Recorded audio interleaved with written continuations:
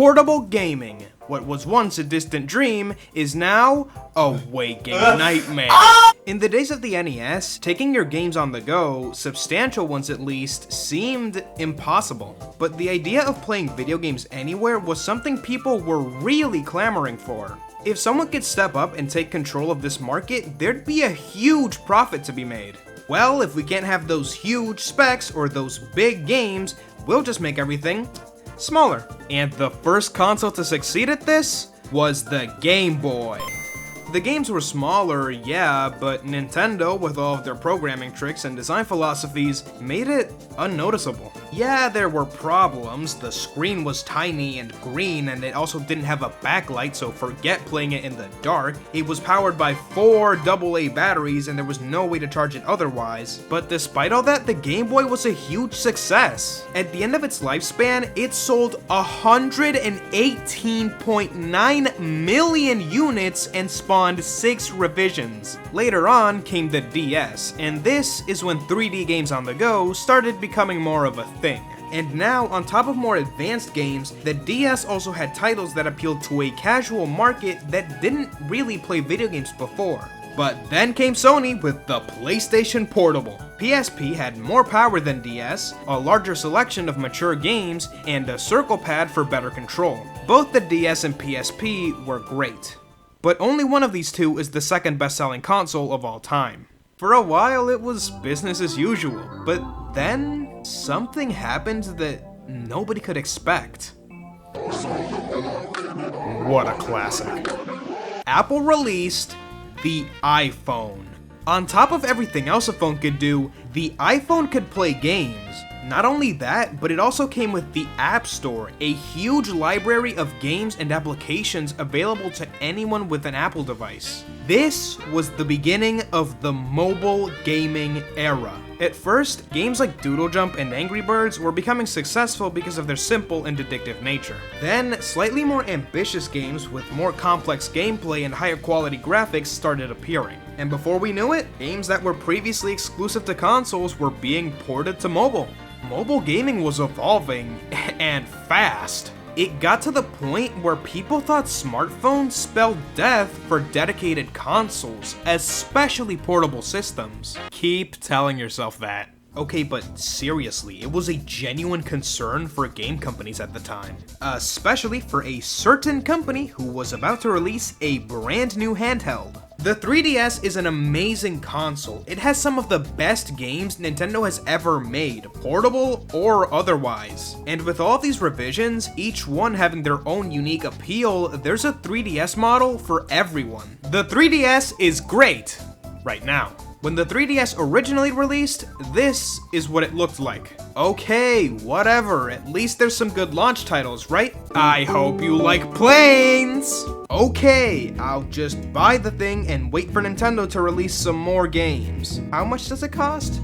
The original price point for the 3DS was $249.99, nearly double the price of the DS. The 3DS had a rough start, but Nintendo would later address most of these issues, and even though sales improved, the 3DS just could not capture the success of the original. What was really killing the 3DS was the advancement of mobile gaming. Mobile games were cheap, easy to obtain, and didn't require much of a commitment. The casual audience the original DS captured moved on to mobile phones instead. Nintendo was always reluctant to make games for mobile devices, but in their 2015 press conference, they revealed the company would officially be developing games for smartphones.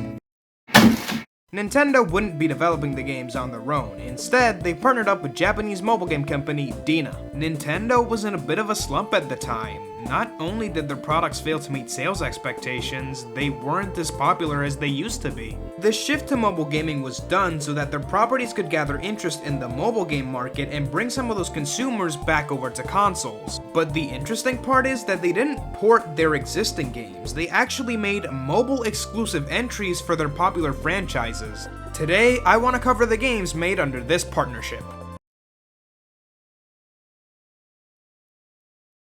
God, I wish this had Miis. MiiTomo is a social media app that uses Miis as the focus. Miis are characters that originated on the Nintendo Wii. They're basically avatars which you can mold to make just about anyone, including yourself, friends, or family. Instead of taking pictures of yourself, you can take pictures of your fictional self. I mean, nothing matches the original, but still. You can take real pictures and then put your Mii in them, or you can just pose them against the digital background. The way you communicate with others is also through your Mii. You can tell it stuff about you and then it goes to your friends and gives them that information. You can even buy clothes for your Mii with MiiTomo coins. You can get MiiTomo coins by inviting friends to the app, doing things in-game, or purchasing them with real money. Yeah, I can afford another set of fake pants. That's kind of it. MiiTomo was discontinued only 2 years after its launch. It gained 10 million downloads in a few weeks, but it lost interest soon after. There just wasn't a point to it. There's game elements, but other than answering questions and taking pictures, there's not much to do. And as a social media app, it was lackluster. Nintendo's previous social media attempt, Miiverse, was the only built-in social media for the 3DS and Wii U. On phones, there's so many other options. And Miiverse had a focus on sharing your gaming experiences, something that works well for a Nintendo social media app. MiiTomo really should have taken more elements from the game that inspired it, Tomodachi Life. Just like MiiTomo, you use Miis and let them live on this island where you take care of their needs and they get into all sorts of wacky situations. Friendships, fights, relationships, these all happen in Tomodachi Life and it's honestly super fun. The social media aspect is cool, but what this game actually needs is gameplay. Let me feed the Miis, let me give them items to use, let them play minigames with me every once in a while. If you're gonna take the UI, art style, and voice-to-speech from Tomodachi Life, then at least take the part that makes it the most special. A Tomodachi Life sequel on phones makes all the sense in the world, but MiiTomo is just a cute little distraction, and not much more than that.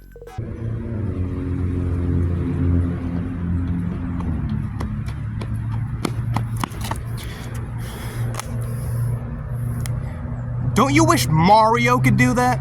Super Mario Run. Now this is more of what I'm looking for from a Nintendo mobile game. From what I can remember, this is when people really started to notice Nintendo's efforts in the mobile game scene. A Mario game on a platform that wasn't Nintendo's was crazy to see, but it was real, and not only that, but it would be a brand new entry exclusive to mobile.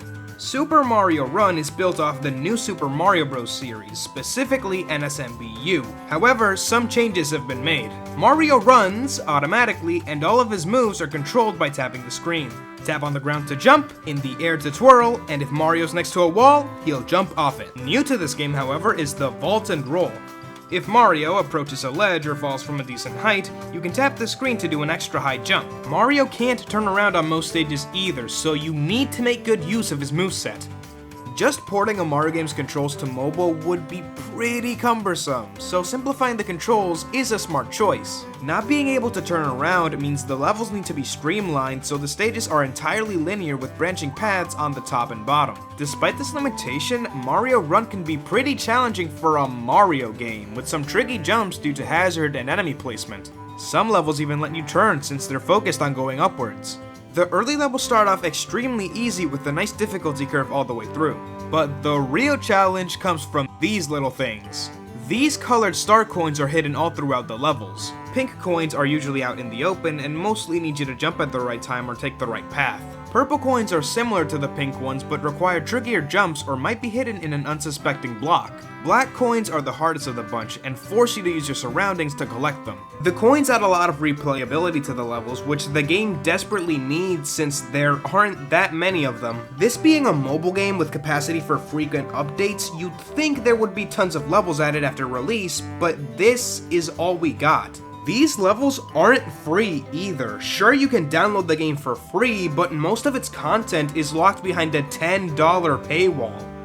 And I'll be damned if I paid that much for 20 short levels. But I don't wanna. At least you get access to the other characters. Yeah, unlike most other Mario games, you can actually play as other characters other than Mario.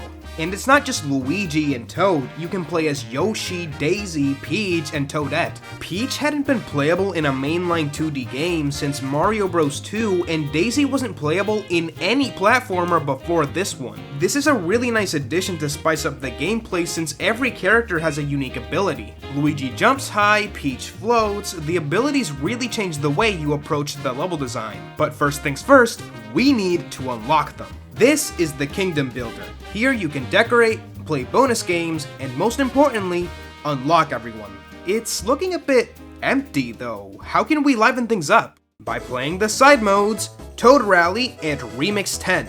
Toad Rally is the only way to get Toads, which let you make and buy items for your kingdom, repair your castle, and unlock characters. It's a race where you try to impress more Toads than your opponent by doing tricks like vaulting and roll jumping. Grabbing coins also gets the Toads on your side and fills up the coin rush meter, which doubles the amount you get from enemies, pipes, and blocks. Whoever gets more Toads on their side when the time runs out wins and takes them back to their kingdom.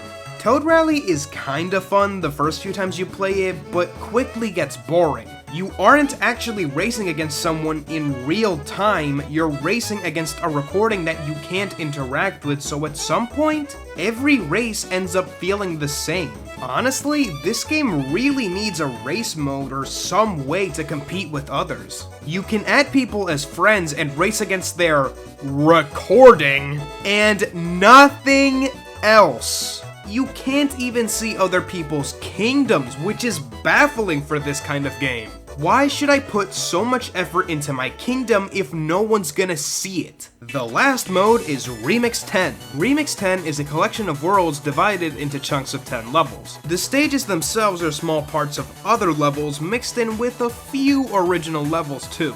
Beating the 10 levels will give you a random decoration for your kingdom, plus collecting these rainbow star coins will give you another random item. Also, the music is pretty good. It's a remix of some level themes from every classic Mario game. It also has lyrics for some reason. Beating 30 worlds, no small feat by the way, will let you play as Daisy. Mario Run is an okay game, but there isn't that much content. There's few stages, few modes, no way to interact with other players, and no reason to really keep playing once you've been playing for a few hours. Super Mario Run feels like the starting point for a bigger game. Like the base game was meant to ease players into it, and then more content would be added after. A live service Super Mario game has tons of potential. Look at Super Mario Maker 2. Nintendo would occasionally release time trial levels, and people would try their hands at getting the world records. A concept like that is perfect for a mobile game. Mario Run only got Remix 10 as additional content alongside some recent events to promote the most recent Mario games. I'm getting a bit winded, so let's move on to the next one, alright?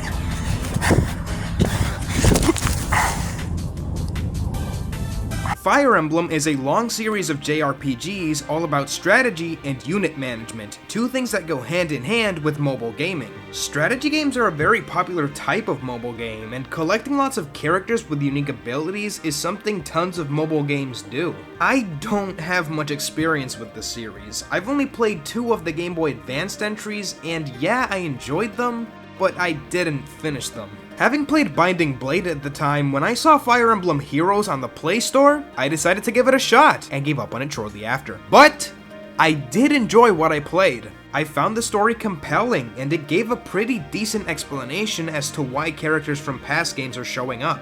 The main story missions were challenging too, having a good skill curve that forced you to think more and maybe get better characters. I liked the game, but I haven't really thought about it until making this video.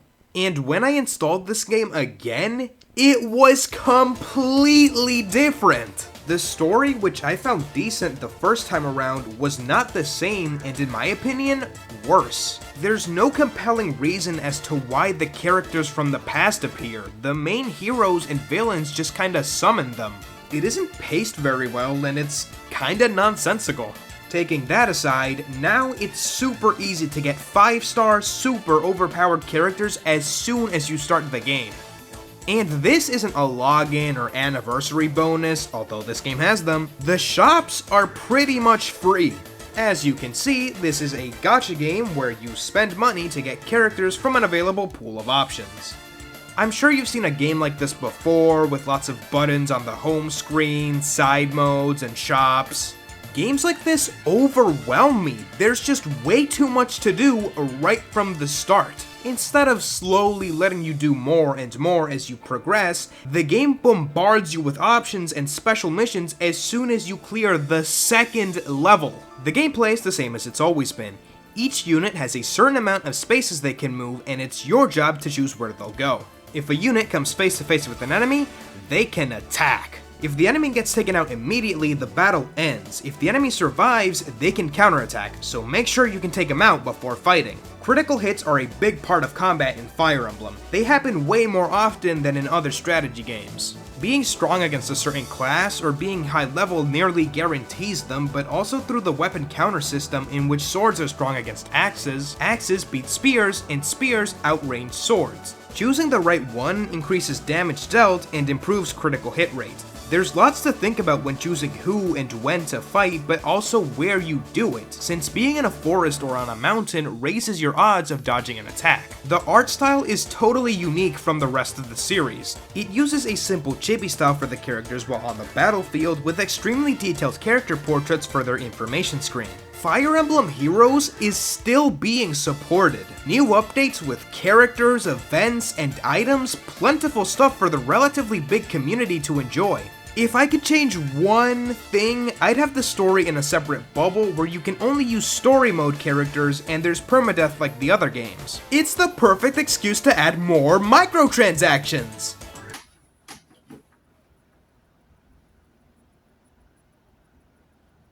What have I become? Well, no matter how much of a shrewd businessman you are, you can never escape debt. Speaking of which, Animal Crossing! Let me be real for a second, I didn't even know this game existed until I stumbled across it one day on the App Store. I heard the news about Mario Run, and when FE Heroes came out, I wasn't interested in the series, so I didn't hear about it. But I've been an Animal Crossing fan for a long time. The series is so comfy. You just do chores, talk to the villagers, maybe help them out if they need it, and that's it. It's simple, but that's what I love about it. There's no real problems aside from those pesky weeds growing on your lawn. There's no other series that makes paying off your debt this fun! Animal Crossing Pocket Camp is about you starting your very own campsite, placing down furniture and inviting villagers over and improving the facilities there. Interestingly enough, most furniture you can use needs to be crafted with materials you get by solving villagers' problems. A precursor to Animal Crossing New Horizons crafting system, just a bit more limited. You give the materials to Reese here and he'll craft something for you in about, 35 hours. Unlike other Animal Crossing games, there's no big town to explore. Instead, there's smaller natural areas to find stuff in. Here, you'll find bugs, fish, and campers to talk to. You can catch bugs and fish just like the other games, but the process has been simplified. Just tap on the bug or fish to get your net, or rod out, and tap at the right time to catch it.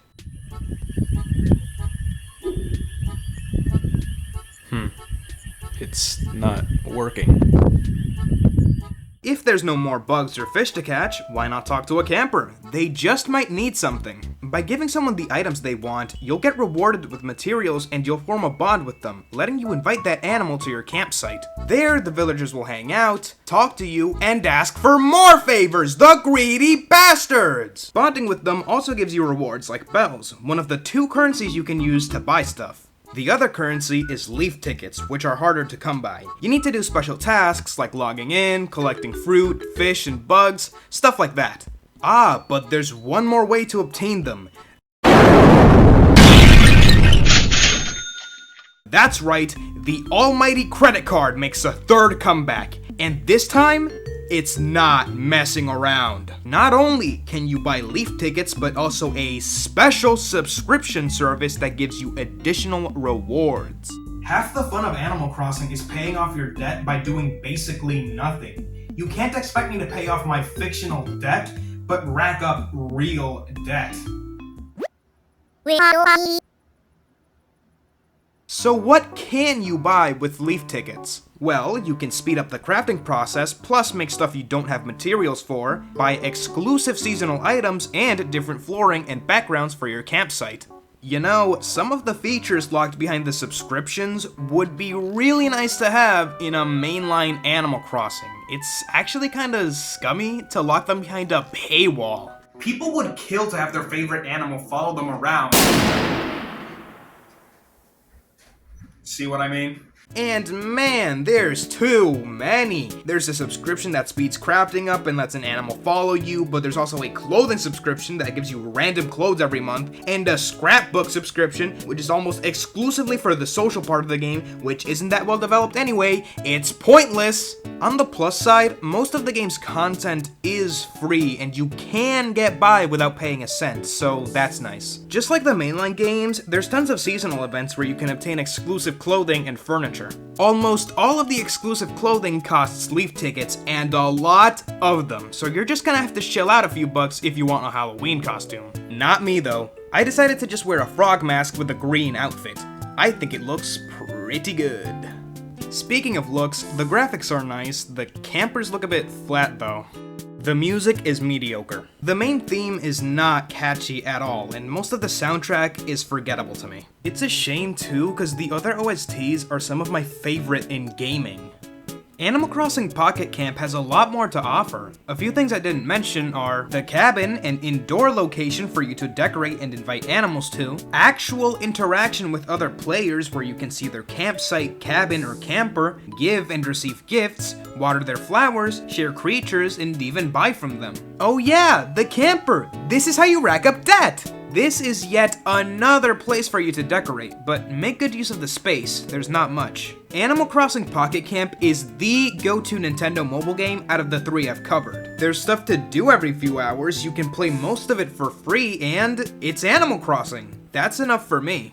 So, I'm in debt now, and I'm gonna need a lot of cash to pay it off. Dr. Mario is an interesting series. It's that one Mario spin-off that just exists. It's not popular, it's not obscure, the gameplay isn't that complicated, it's just there. Didn't stop Nintendo from making a Dr. Mario mobile game. Dr. Mario World is closed. But before that, it was your average puzzle game. Dr. Mario has always been a match for puzzling. You want to match the pills with the viruses to eliminate them, and once they're all gone, you win. Every game in the series introduces some kind of gimmick to shake things up. Dr. Mario 64 has a really charming pop-up storybook aesthetic and a story mode. Dr. Mario on Wii or Online RX introduced Virus Buster, where you grab a pill and place it instead of just letting it fall into place. Dr. Mario on the 3DS introduced the Miracle Cure, which does something. I wasn't really paying attention. Dr. Mario World follows the Online RX playstyle and lets you grab and place the pills instead of dropping them. The pills are on the bottom now for some reason instead of the top. I guess Mario changed his specialty. Spread 'em. Anyway, the game includes some items and obstacles straight from the mainline series. Bricks are the generic separator block that every puzzle game has. Connect pills to erase them. Koopa shells eliminate everything on the road they're on when activated. Bombs, you know what these do. Weird difference though, they're called exploders now. Personally, I wouldn't want my doctor to prescribe me exploders or bombs, so not sure why they changed that. Empty blocks, which can't be erased, basically the foundation for level variety. Usually, Dr. Mario stages just change the virus locations around, but with all these additions, the levels feel a lot more different. Things really start getting weird once the gimmicks come in. Thank God for the Mario Wiki, because I could not remember most of these from my time playing. Coins need to be collected to clear certain stages. Link pills next to them to grab one. Bubbles, cages, locks, barrels, mud, and ice stop you from destroying viruses or collecting coins before you get rid of them. They can also move or hide stuff from you. Finally, cannons will destroy a bunch of stuff when fired, while fans will make more obstacles when they turn on. These wouldn't be too big of a deal if the only way to lose was to let the pills reach the top, or bottom in this case, but now you have a limited number of pills to work with. If you don't beat a stage, you'll lose a heart. No hearts means you can't play anymore, so you'll wanna buy more. right? But once you run out, all you have to do is close the app and open another one just like it. Don't waste money on this!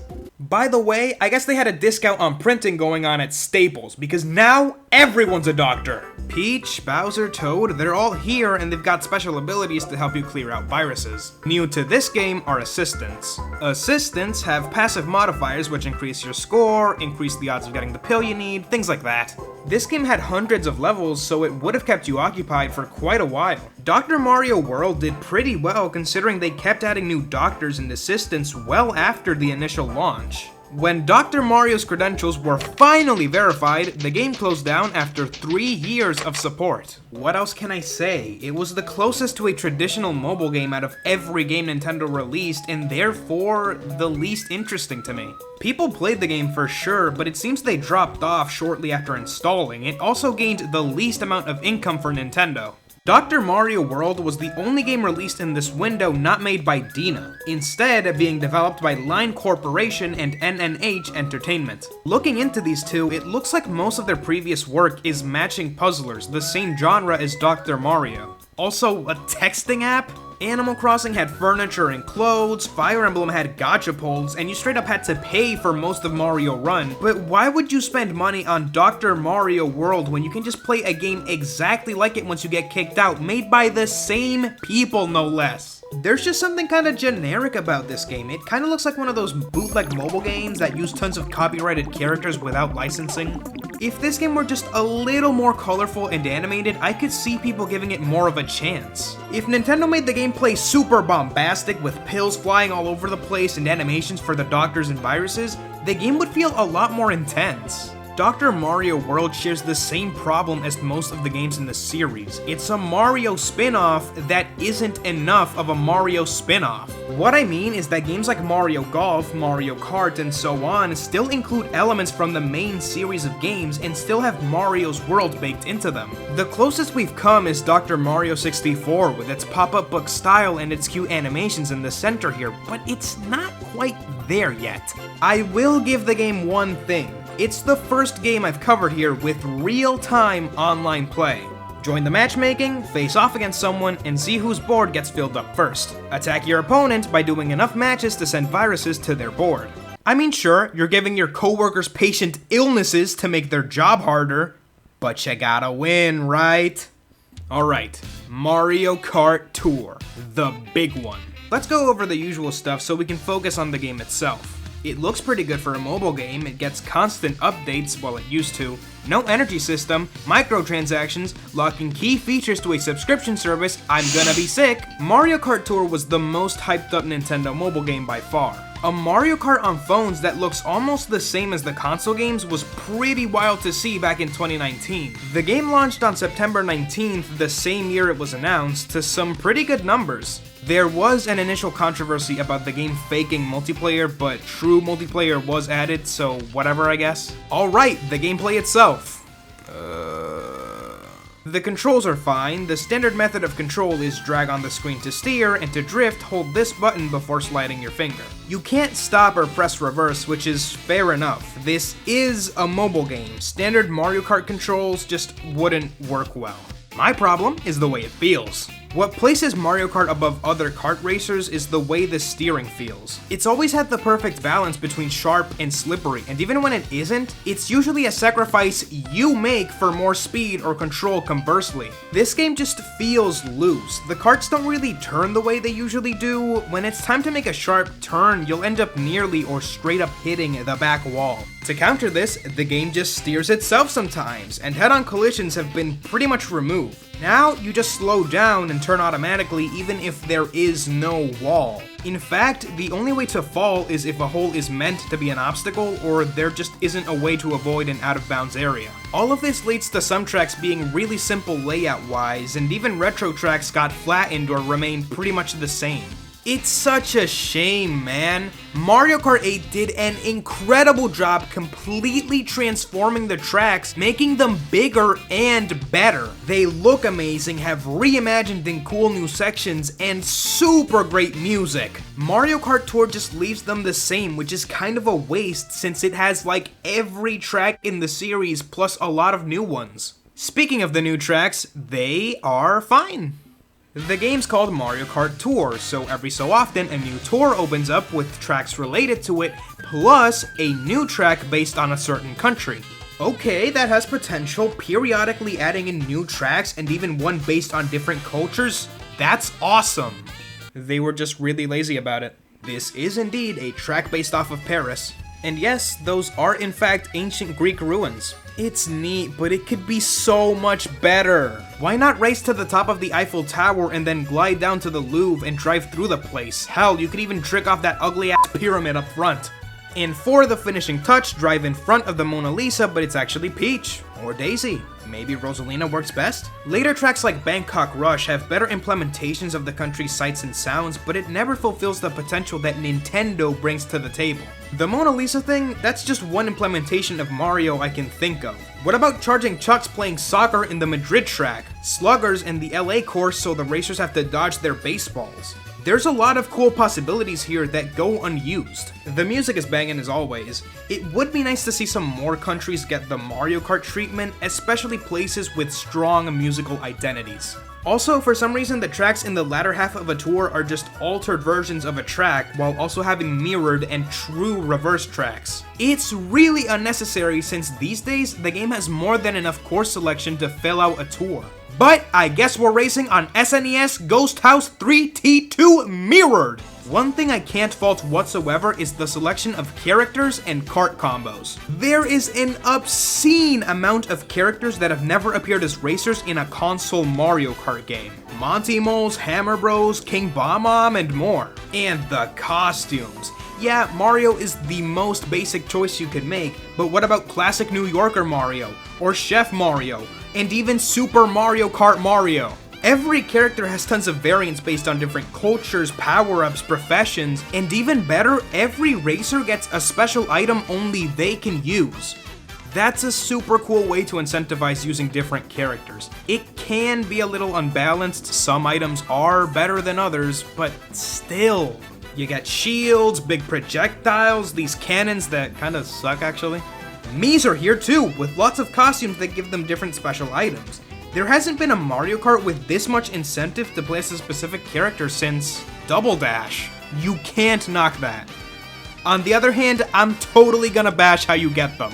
Gacha mechanics. Spend in-game currency to get a random chance for the character you want, or you can buy them from the store, which costs more, but at least it's not random. I like the idea of a store where you unlock cosmetics and car parts. It would be nice to do something with all of those coins you collect while racing.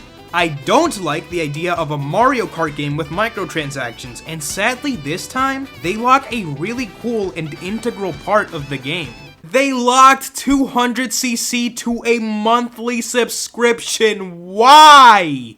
This is the character select. It's different for every course and represents the favored characters, karts, and gliders for any given track. Favored characters get to have more item slots, so if you have Green Amber King Boo, congrats! You get 3 items from a single item box, and now you get access to Frenzy. If you get 3 of the same item, you become invincible and can use that item infinitely until time runs out. This just adds so many issues. If you don't have a favorite character, you're at a disadvantage. It makes you invincible so you can't hit someone out of it either. Also, the game has a score system and later tracks force you to use the Frenzy to get 5 stars. Stars are the main progression system, unlocking rewards and courses. Winning doesn't actually matter, scoring does, and it increases by using items, doing tricks, and crossing the finish line. If it was reliant on skill, it would be a cool deviation where it's not just about getting to first place, it's about doing it skillfully. But what actually happens is you just need to equip the best characters and parts for a given track and use copious amounts of items to increase your score.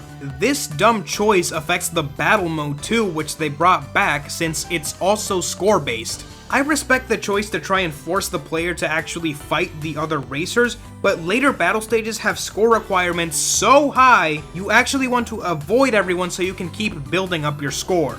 Aside from battle mode, they also brought back time attack plus some new challenges. Ring mode has you driving around the track driving through rings. Get them all for a perfect 3 stars. Glide challenges send you high in the air and keep track of how long you stay off the ground.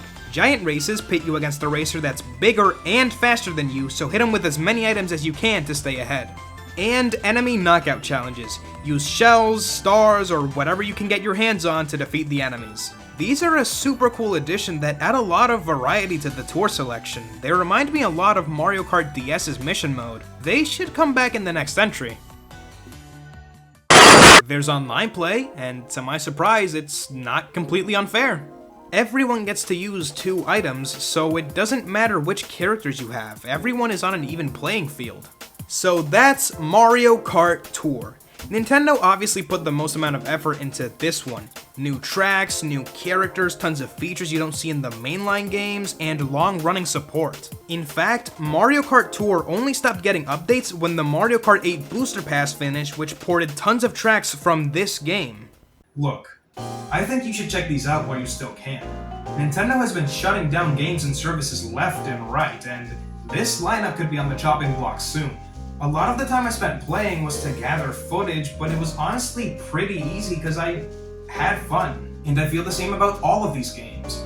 Yeah, there's stuff I do not like about them, but behind all that, these are quality games with genuine thought and care put in. They're good at what they're meant for, killing time.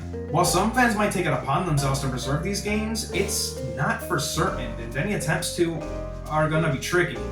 Hey, it would have been nice to see what other games Nintendo could have cooked up on mobile. They have so many series to make unique, bite-sized experiences with. A real Tomodachi Life sequel would have been awesome. Or a Zelda Dungeon Crawler. A Pikmin Empire Builder.